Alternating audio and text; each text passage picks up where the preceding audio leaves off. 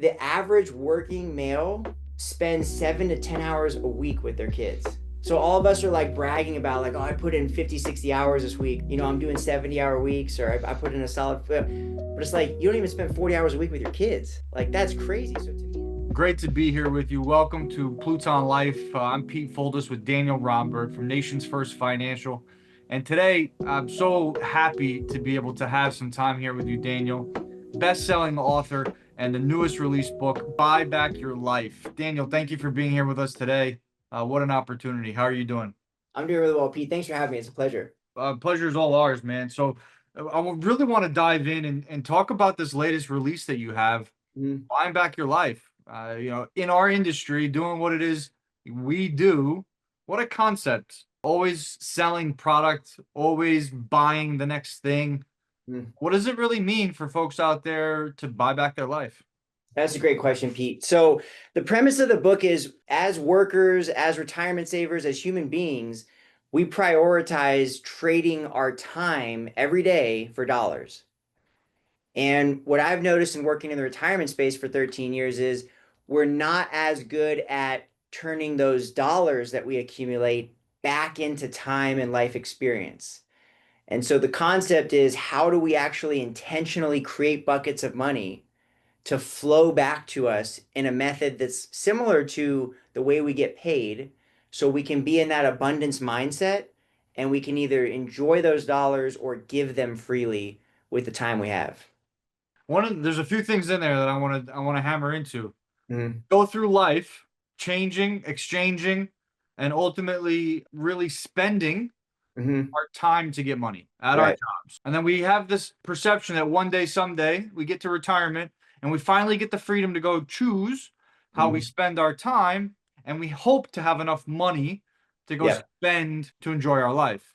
Yep. What's the switch that people can flip to buy back their time? Well, there's two ways I look at it. I look at it in the pre-retirement phase and the retirement phase. So, for example, and maybe people have different experiences. Maybe, you've been scrimping and saving and you've lived in scarcity. Maybe you grew up in scarcity. I think all of us grow up with some form of scarcity from our parents or our childhood. I mean, unless your parents are just like have a really healthy relationship with their finances and abundance, maybe people have that experience too, but for most of us, we grew up in a home with scarcity around money. You can't afford this, maybe in the next lifetime. These kinds of sayings that you hear growing up with money. Money doesn't grow on trees. All these things that are very limiting beliefs around money that we kind of instill in ourselves, and then we kind of carry forward, and then we have to come up with our own beliefs as adults, and then we pass those on to our kids. So some people have that experience the whole time, but generally speaking, when someone's in a pre-retirement phase, I've noticed it's easier for them to be in an abundance mindset because they're in the highest earning years of their life. Money's flowing from their job. They've been at it for 30 years. It's kind of on autopilot. They know what they're, most people have that experience, right? Where they're kind of walking into retirement and it's on their terms. It's sad when people get laid off. It's heartbreaking, especially if they're short of like pension benefits or something like that. But a lot of people that are in this space that are thinking retirement, they're kind of coasting. Life's pretty good. They're going out to eat. It's kind of getting on their terms. When they retire, that's when everything switches, because now scarcity can really creep into their heart and their mind. And all of a sudden they go, whoa, I have this nest egg. No more is ever going to come in. And there's all these things that are attacking it. Plus, I have to take money out of it every month, and I'm supposed to somehow enjoy that. It can be really stressful. It's not a thing that we practice. Like, nobody practices how it's going to feel to be retired. You just do it one day, and then all of a sudden it's really weird. And a lot of us tie our identity and our self-worth to our job and our income. So it's challenging for those people. But the way I encourage people to buy back their life is in the two phases. There's the pre-retirement phase and the post-retirement phase. The pre-retirement phase looks like, when people are out of alignment, they're saying, oh man, I love spending time with my kids, but they're going to take extra shifts, extra meetings, go on extra business trips, say yes to things they probably shouldn't, walk through doors they probably shouldn't, in the hopes of getting more money. When in reality, if we maybe just traded a little bit of that money back or a little bit of that time back then, we could buy back memories with our kids and our spouses that we'll never get again. So like, one time I heard a speaker say you have 18 summers with your kids and that's it. And that really hit me hard. And I Hard. was like, okay, so I have 18 of these summers. but my wealth building years aren't going to really have my big serious wealth building years of compounding my wealth and making lots more income. Those are going to happen over my 40s, 50s, 60s, 70s, 80s. And so to me, I would much rather have a week-long vacation with my two daughters when they're kids than an extra couple hundred grand in my 80s. That's just me. So to me, it's about intentionally saying, how do I buy back this time pre-retirement? When you're in retirement, you hear people say things all the time like, multimillionaires say things like, "Oh, yeah, I just can't afford that," or "I want to go to her graduation, but the plane tickets were like $700." Like stuff that just is mind blowing to me, like so out of alignment. It's hard to believe, but that's what happens. You get into a place where you've built these habits and you've become that person and you're kind of built those walls and you really think that you can't do those things when in reality you could honestly just transfer some of your wealth to a lifetime income annuity, give yourself a paycheck that you're never going to run out of. It's going to come every single month regardless of what happens with the economy, and you could spend that every single month and it probably wouldn't even make a difference. And so those are the kinds of intentional conversations we're having with people. That's what this book's meant to spark is like, where am I unintentionally growing money just for money's sake? And I'm out of alignment with my values, and I'm not actually putting my money into those experiences that matter to me the most. You touched on so many different areas that I hope I answered the question. you did. What I mean is from a standpoint of what it is that what our mission is doing, right? One of the reasons why you and I are talking right now, why I want to highlight you, your practice, your mission is because of how much we have in common, Yeah. right?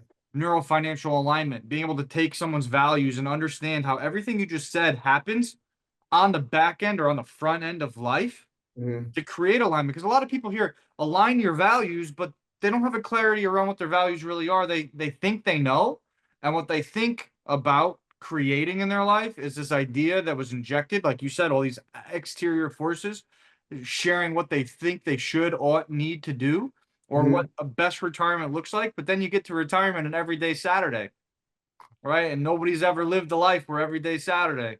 And all of Right. a sudden, you get out of producing mode, production, creativity, socialization, and you're always a consumer. All you do all day long is consume, consume, consume.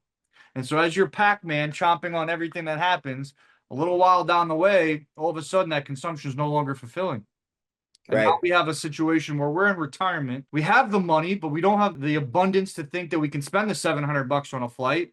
When you and I both know full well, money's a tool, and the only reason why it exists is to be able to actually use it to buy that flight, right? I mean, what are you doing with the money if you're not buying the flight? What's the point? So when it comes down to, someone looking at buying back their life, what I Mhm. find is so many people don't own their life right now, pre-retirement, right? And then that carries on into a retirement because they don't know how to flip that switch after 30 years of the same thing over and over again. That Yeah. conditioning process. And, Yep. and so you mentioned a financial product, and one of the things that you and I have talked about, personally, is being able to take what we do in the financial industry, but be able to actually move away from what's the difference between product X, Y, and Z, because products become less important and really impact. Products are a solution. There's no good or bad products. They all Right. have a role, they all have a meaning. And so, like you talked about, lifetime income. Why is it that so many people love their Social Security? So many people signed up for jobs that they didn't necessarily love because of the promise of a pension. Mhm. But when we talk to them about guaranteed lifetime income, and then we use that seven-letter word annuity, Yeah. they go running the opposite direction. Yeah. I mean, you got 13 years on, a decade on me in this industry at least, right? What does that look like? Tell Okay, me so I more. want to say two things. First of all, you touched on how aligned you and I are. That's why we become such great friends. Like what you're doing with Pluton Life, to me, absolutely is the future of finance. The part that is so valuable that you're doing for people that I want to emulate at Nations First in our practice, and I'm trying to learn and glean from you is this process of I don't even know how to pronounce it properly, but neuro-linguistic financial programming. Is that Neuro financial alignment. neuro-financial alignment? Sorry, but No, no, no, it's all good. the part where you're actually getting into helping people behaviorally and to use their money and deploy it to the things they actually want and getting them aligned with those values, to me, I think is arguably one of the most important things that anybody could do to help serve their clients. And we're trying to be better at it at having those really good conversations at Nations First. So you mentioned products like This book is not all about annuities. Like we talk about all kinds of ways for you to buy back your life. It doesn't have to just be a lifetime income annuity. That's just one example Right. of a way to do it. But there's a ton of products that you can do it with. But I think your question was specifically why is it that people love lifetime income theoretically, but then they hate annuities? The economists call this the annuity puzzle. So what's interesting is you can go to the Bureau of Economics and you can find over 2,000 white papers of economists all over the country for the last 100 years that have told people the optimal way to retire is to purchase some form of annuity to cover your expenses and lifestyle needs with guaranteed lifetime income. Why?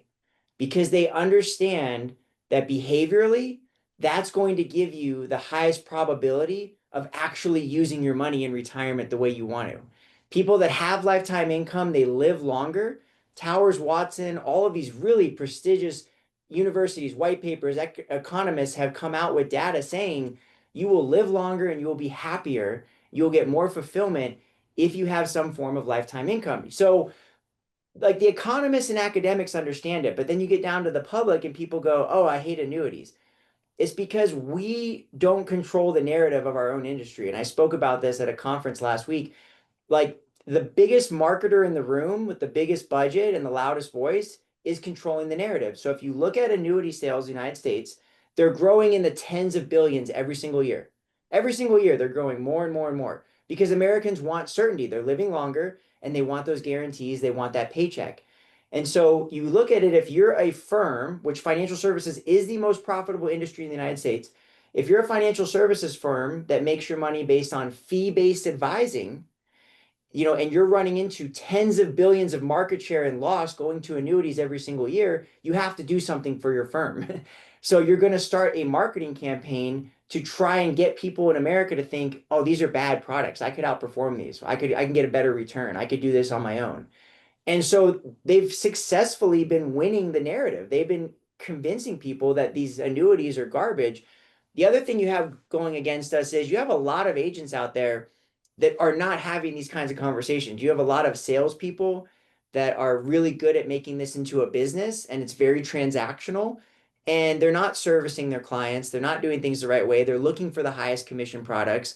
And that just gives our industry a black eye. So I think it's partly our responsibility, but partly, we're also kind of losing the marketing war.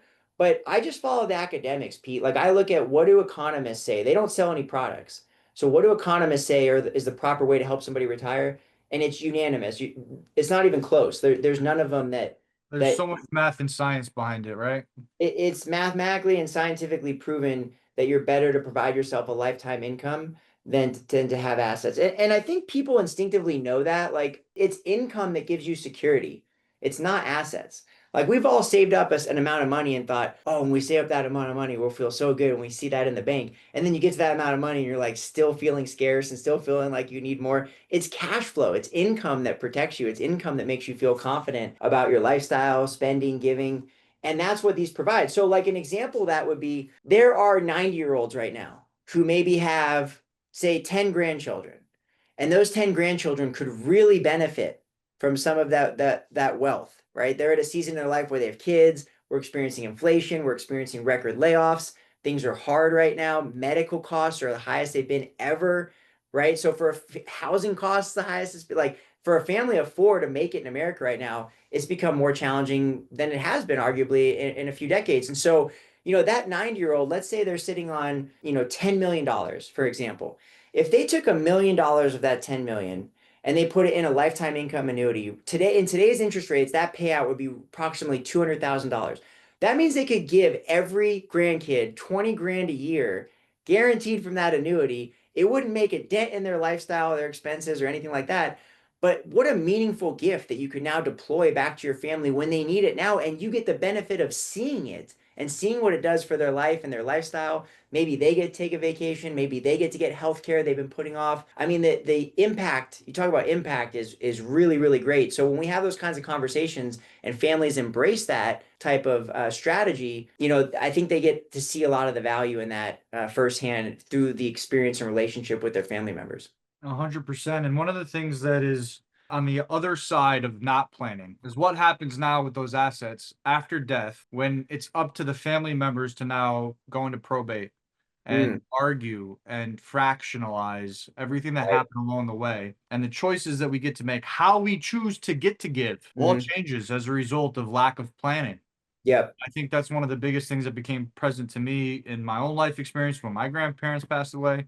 And then Yeah. being able to be in this industry and help people with legacy planning, estate planning, and then obviously financial planning when it comes to inheritances and being tax efficient, not tipping the government, being able to understand where those efficiencies are. So, you talked about a family of four. We're both in that bucket. Yep. And when you think now, right? Earlier you said, hey, this is the thing that I'm going to be leading with 5 years, 10 years, 20 years from now. Hmm. What are the things, our age group, our age, or maybe a little bit older, a little bit younger, 20 years from retirement? Maybe they never choose to retire because they learn the trick that actually the most fulfilling life is the one you don't have to retire from, right? The work that you get to do that you love so much, you never have to retire. I love that. Yeah. What is it that you're seeing that you're going to be searching to create and helping people buy back their life in the next coming years? What does that look Yeah. like for you? That's a great question. I'll tell you a story that's in the book. So it's about my dad. I was talking to my dad. He's retiring at the end of this year. He's going to be 70. And him and my mom love to travel. Like that's their thing. Like everybody's got their thing. They love going to like cool resorts. They love seeing the world. They love spending time together. They love the pictures. They collect the little pins on the map and like that's their thing, right? Well, my dad's making a pretty good income running a company at 70 years old. Well, when he retires, he's not going to have that same income. But he's got this big house. It's worth 600 grand. It's in Mesa, Arizona. And I went to him and I said, Dad, I have a brother and a sister. None of us ever are thinking about the equity that we're going to inherit in your home one day. It's never a thought for us. We don't care. Why don't you go get a HECM, a reverse line of credit for about 200 grand and take mom on 3 killer trips for the first 10 years of your guys' retirement, which is probably the best 10 years. I was like, that would bring us so much joy. Maybe throw a family trip in there. I was like, go do that. So we'll split 200 grand at interest less in 34. Who cares? Like, none of us care about that. So, like, those are the kinds of conversations we're having. I absolutely will have a HECM at age 62, even though my house will have been paid off for many, many years before then. So, I think having conversations about HECMs, I think having conversations about intentional gifting, right? Hey, we want our kids to receive something. Okay, well, what is that? Why don't we buy it for pennies on the dollar with life insurance, right? Instead of saving assets. Like, let's just get that. Like, I think a survivorship policy, and I've heard Tom Hegna speak about this, is one of the most wonderful ways to do that. I mean, for somebody our age right now, we could literally set aside a tiny amount of money and guarantee our two kids millions of dollars with a 10-page survivorship life policy right now. Boom, that's their inheritance. Now, what have we done? We've given ourselves license to spend the rest. They're going Yeah, to get I $2 think million 20, dollars tax free. Now we can spend the assets, right? So I think, being in alignment, leaving, if you want to leave your kids money, life insurance is the tool to do that. If, 100%. if you want to use your home equity wisely, I think a reverse mortgage is absolutely a phenomenal tool to do that. If you want to give yourself permission to spend your retirement and buy back your life, I think annuities can really help you to turn assets into cash flow.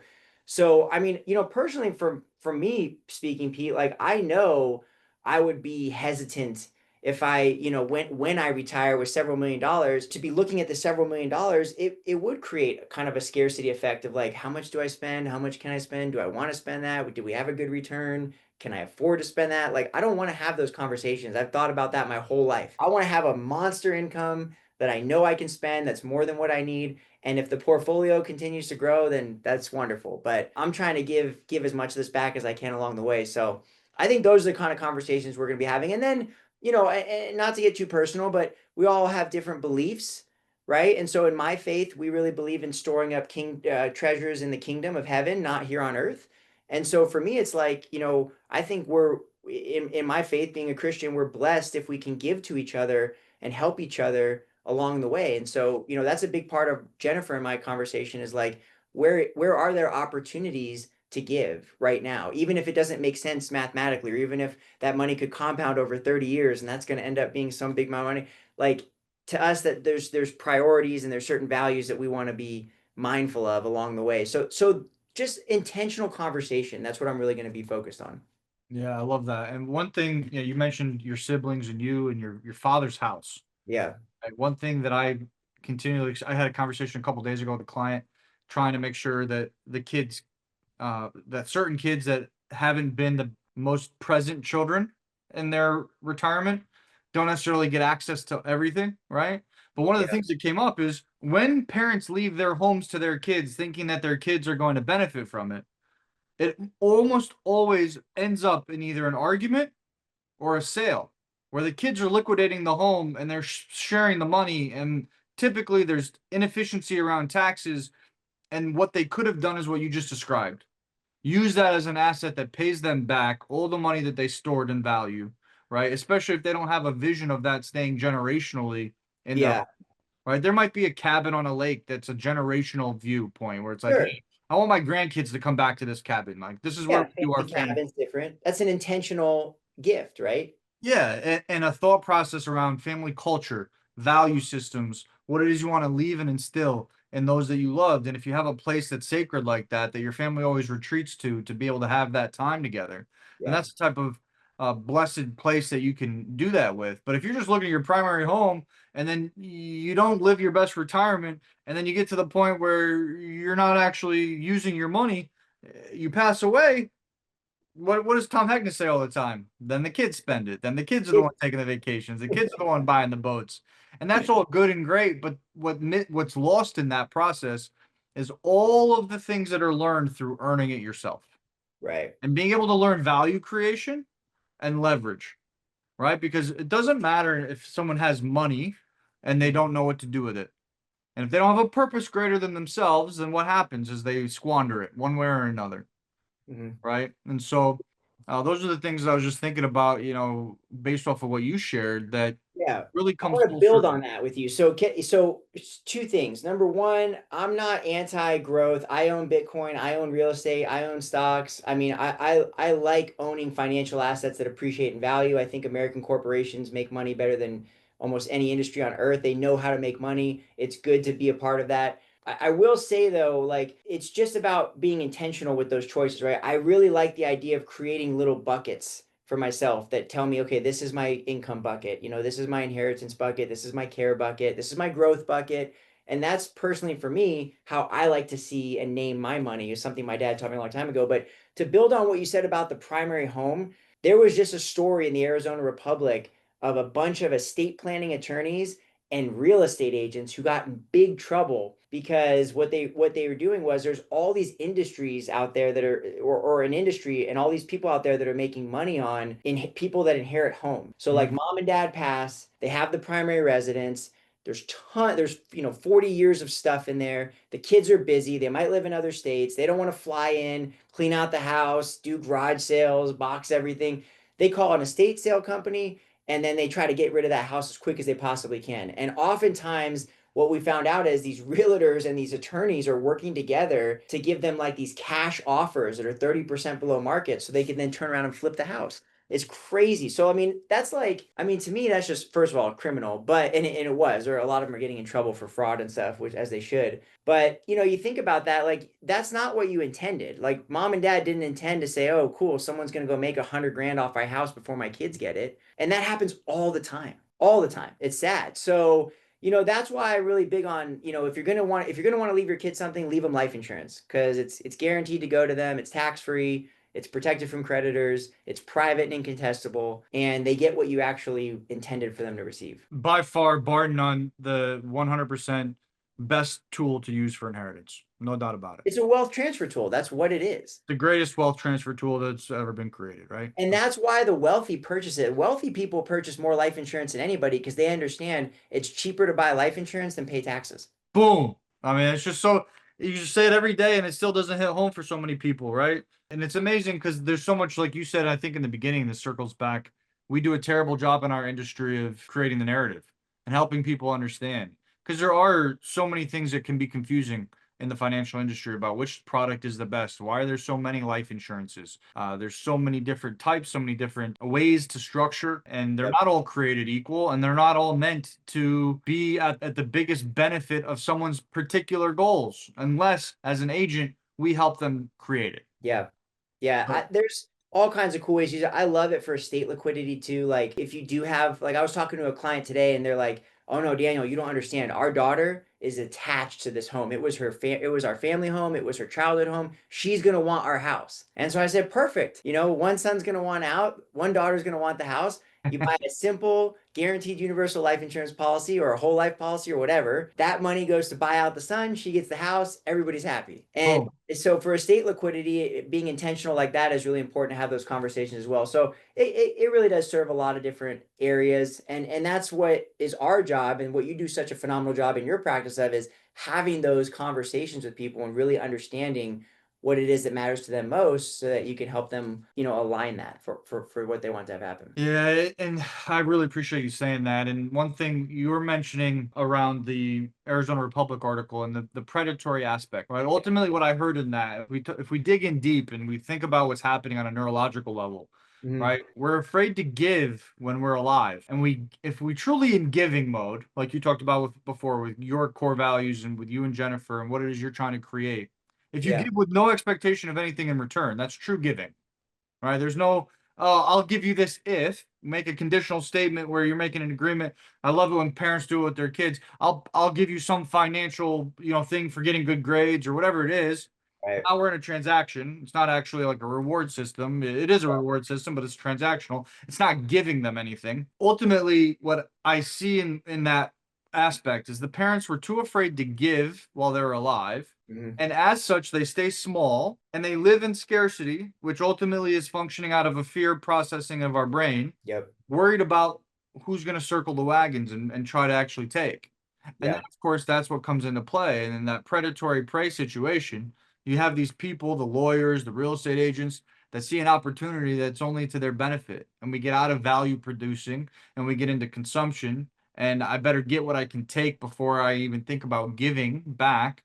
And we're Yeah. in constantly give, take, as opposed to give and receive. And Yeah. there's just such a different aspect of that that really changes life when you stop living around folks that are transactional and start understanding that there is actually a whole communities of people that want to elevate their living, buy back their life, and live their best life. And I know that's something that we both are not just trying to have, but living into. It gets crazier than that, Pete, because the last book, couple chapters in this book really dive into the abundance mindset. And so, chapter 8 is reaching your purpose with an abundance mindset. And I realized in writing chapter 8 that there's actually another book in here that I probably want to do just all about abundance. But like you and I have had conversations about that, like this life is more than just matter and motion, right? There's something going on here. There's a magnetic field. There's something that is at present around us that responds to our thoughts, our words, our actions.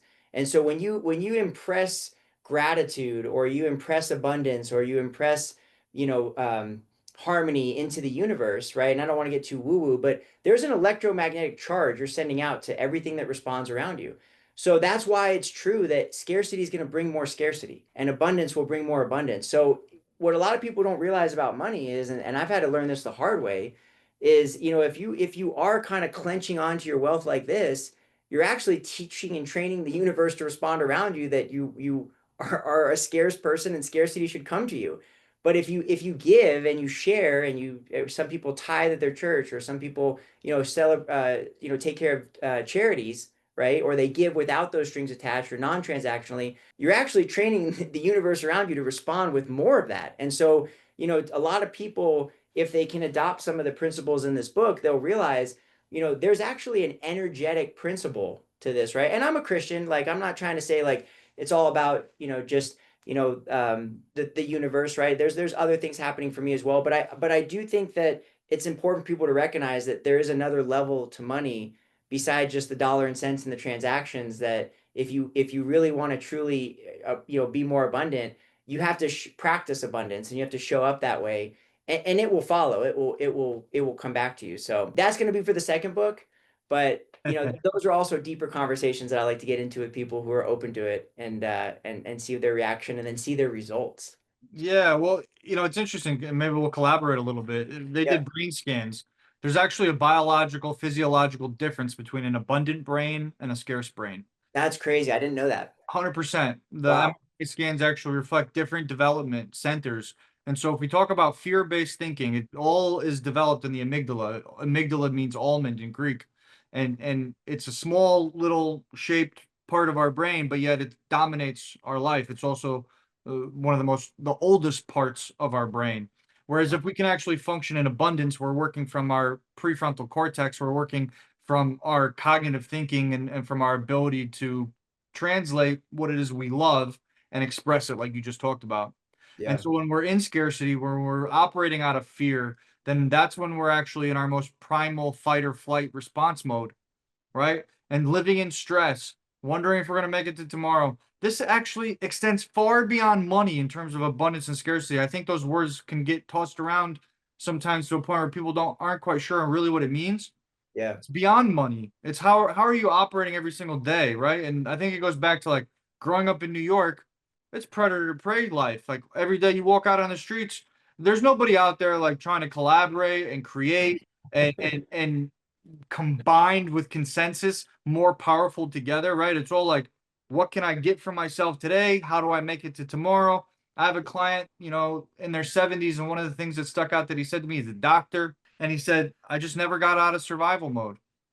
I've been in survival mode my whole life. I grew up as a young black kid in Mississippi working in kitchens back in the 50s and became a doctor. And I've just never gotten out of the cycle of trying to survive. Millions and millions of dollars later, what's so beautiful is that with that awareness, we have an opportunity to create something different, to Yeah. retell the narrative, to recreate the story of our lives, and then create an impact greater that lives beyond our time. And that to me is what true legacy is something that is a stamp that people are still talking about the lessons that we taught, the things that we impressed upon them, the effect that we had. And without that, that's truly when we die. Our physical being may end on a certain day, but the only time we really die is when our spirit, when our what we left behind is actually gone, and that happens when people stop remembering with the impact that we created. And I so, I have a tremendous amount of respect for that gentleman you just mentioned, and it reminds me in this book, a guy that I respect a lot, a very wealthy man, very wise man. He was talking to, I was talking to him, and I'm like, when are you gonna retire? And his wife's like, I've been telling him that, like, and like he's like, Daniel, you don't understand. Growing up in my household, there was times when we didn't have enough money for food, and we would go to bed hungry.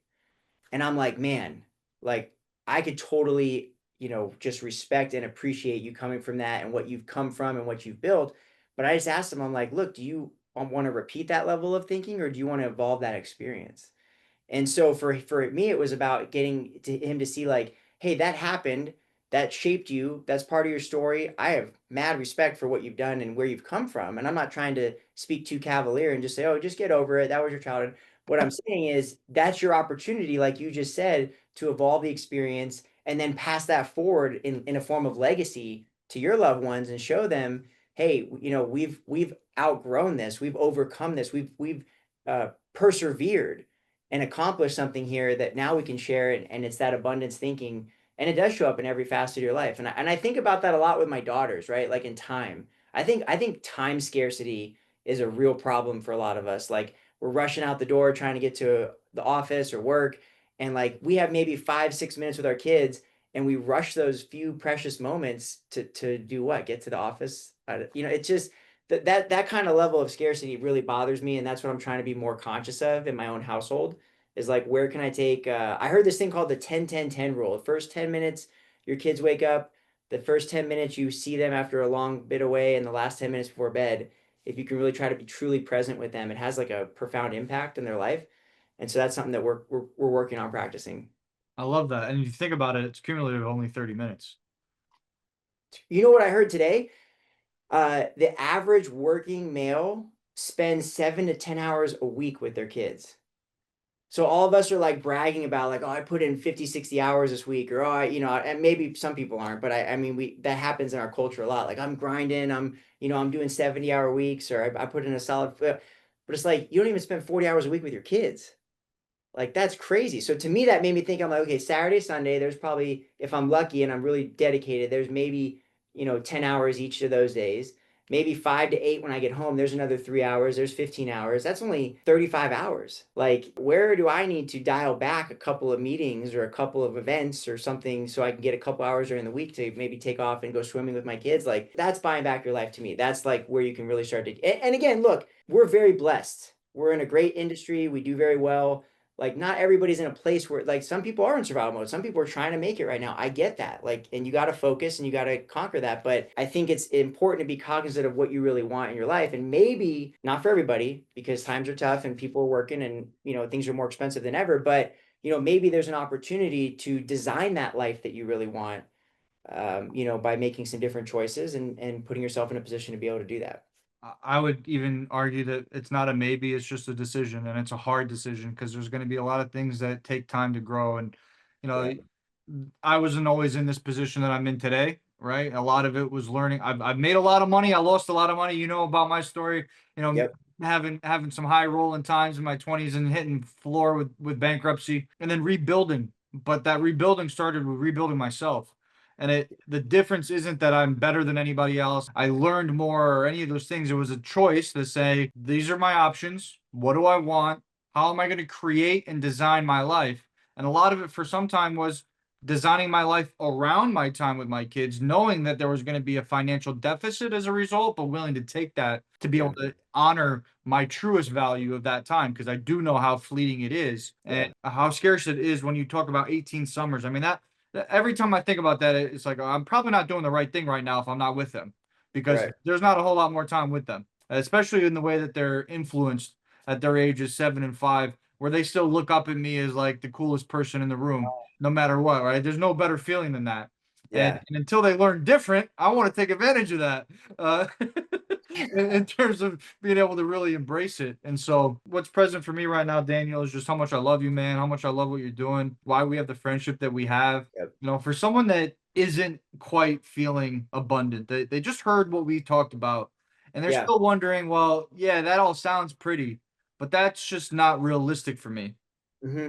What would you try to help implore them, or how might they be able to learn from you, learn from the book about how they can start to buy back their life? What's the first step?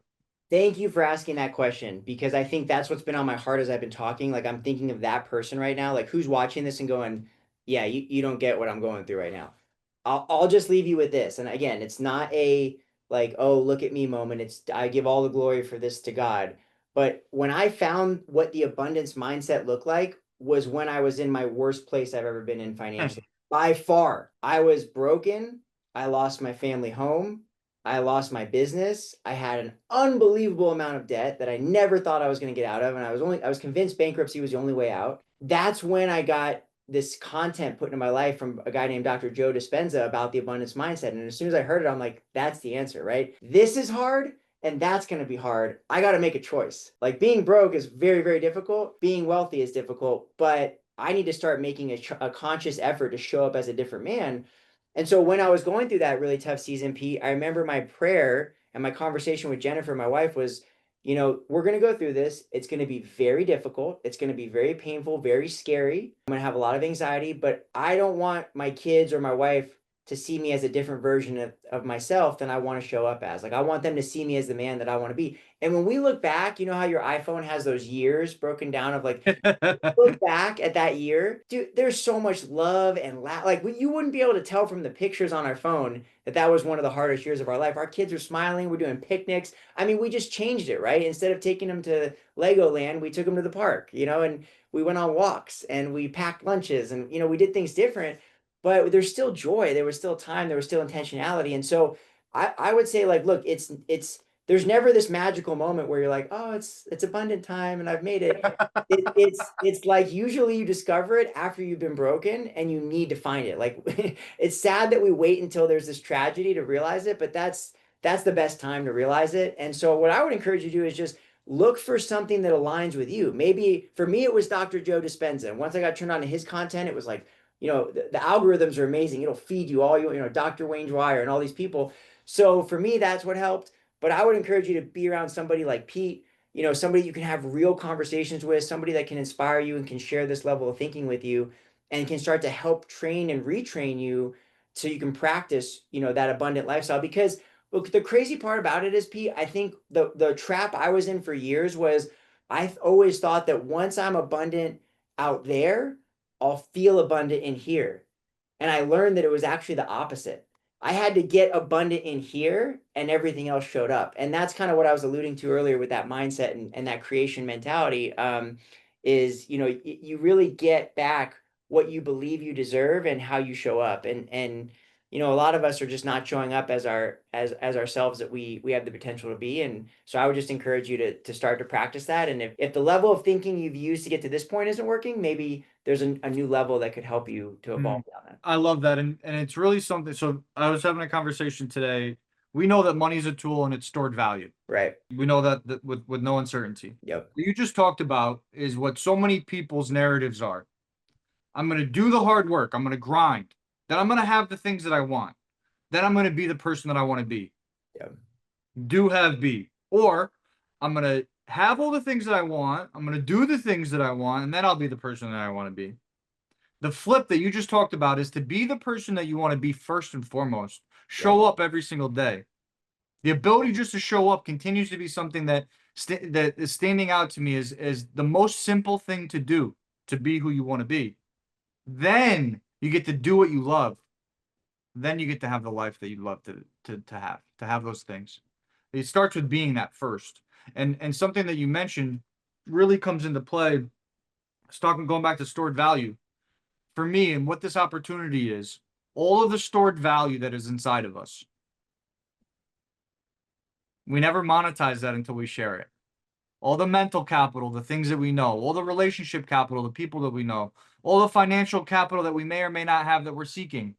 Nothing is ever lost or gained, it only changes form. So when we perceive that things around us are crashing, we've lost them. Where are other things showing up for us? And how can we actually take those storages of value, of consensus, and create something in commonality and be able to create velocity through relationships, which always are the thing that push us forward, to be able to take the stored value inside of us and monetize that stored value and have Yep. that be the thing that leads us into abundance and into a new world of life.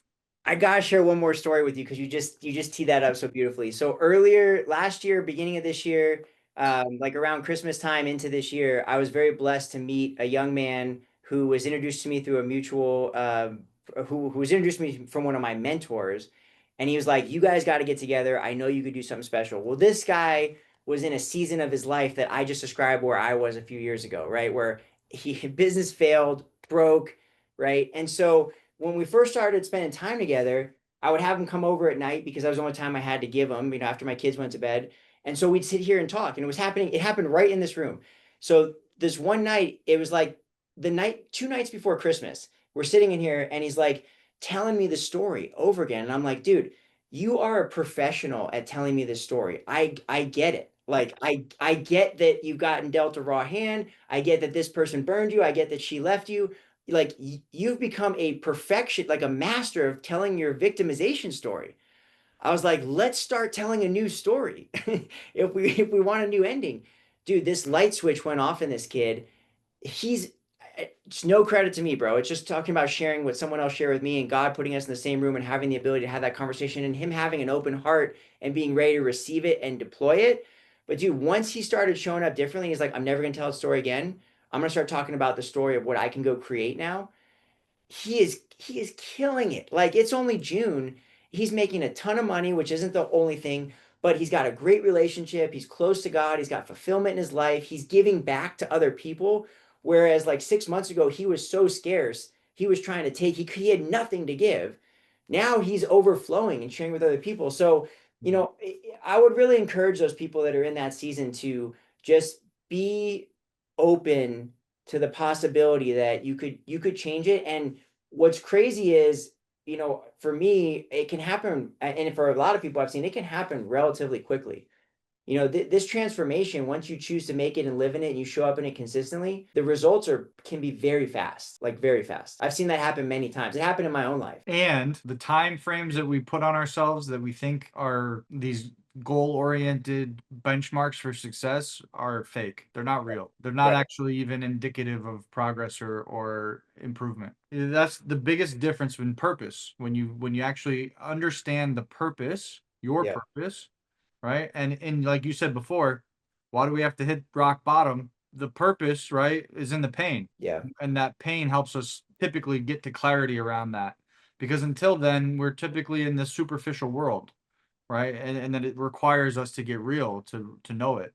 And with that purpose, through time and space beyond our time, allows us to have a vision greater and more vast, one that we can cast so wide that we can enroll an ever-growing number of people. And again, more people, more powerful. Yeah, man. I think, wherever you're at in your journey, if it's for you, if it's the universe, for me, it's Jesus, like, that's my opportunity to have faith, right? So in a power that's greater than me, when I'm have too much than I can handle and I'm broken, I'm at rock bottom, that's my opportunity to trust in God. And his grace can replenish things very quickly. It happened for me in my life. I've seen it happen for my really good friend here. I've seen it happen for countless people. And again, this isn't like a podcast all about me trying to push my views and values on you, and wherever you're at. I think you have to identify that there's something out there that's greater than us. If you can trust in that and you can do your part, you can collapse time and space. These time frames that we think we're either limited by or we need to hit, they are fake. and Yeah. they're not real. And so you can actually kind of manipulate time in a different way when you show up as a different version of yourself. There's so many different layers and facets of what we could go into talking Yeah. about health and well-being and physiology and the way that how we show up and what it reflects in our ability to build our self-worth. So I would love to invite you back for another round, another opportunity to continue to share time with you. I'm Yeah. so grateful. If someone wanted to reach out to you and work with you or learn more about buying back their life, how can they find you? How can they work with you, Daniel? Yeah, well, first of all, I would encourage them to check out Pluton Life first. That would be where I would want you to go and reach out to Pete. I think you are in a perfect position to help serve people with this concept. I mean, I don't have like licensed ambassadors, but if there was somebody that I would choose, you're the first one that comes to mind. Is like you really help people show up intentionally. If you need help beyond that, or you want to reach out to me for some reason beyond that, we have a YouTube channel. It's just my first and last name, Daniel Rondberg. In any one of those videos in the description, there's a calendar link in there. You can get right on my calendar. You can talk to me. It's actually me, not my team. I take all those meetings. I do my best to take all those meetings. Sometimes I do use some of my colleagues to help me to do an initial meeting, but I do talk to everybody at some point personally through that link. And so I'd be happy to spend time sharing and giving whatever I have. So Well, the reason is because you're awesome, you're amazing, and anybody that would have an opportunity to learn and glean from you would be better off after as a result. So, thanks, uh, man. absolutely, my pleasure, bro. Love Thanks you. for having And me. true pleasure, bro. And we're gonna do it again. So, Yeah. um, thanks for being here, and until next time, we'll see Yeah. you. Thanks for watching.